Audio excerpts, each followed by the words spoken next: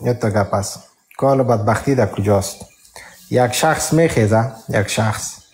میخیزه بیادر به خاطر موضوعات شخصی خود یک قوم بزرگ تحقیر میکنه، توهین میکنه، تمام میشه در پای ما مردم.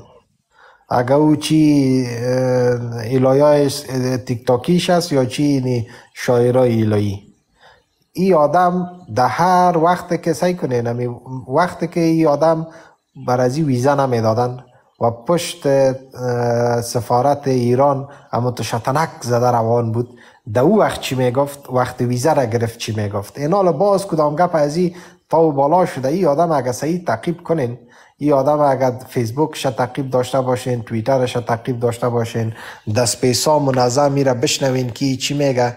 ای آدم غیره که کارش در ایران بند بانه یک چیز میگه که کارش شد دیگه چیز میگه.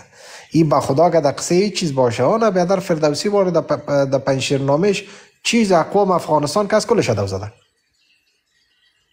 ملک شاه بسیار بخشش باشه، اما ارپایتان کت میکنم خدا کنه که ناراحت نشوی. اینجا گپ از شاهنامه فردوسی زدی. اینجا کتیما یک منبع است، یک کمی بیاده باری است، اگه اجازه تان باشه بانمش یا نه؟ بانش این نمی شاهنامه فردوسی است.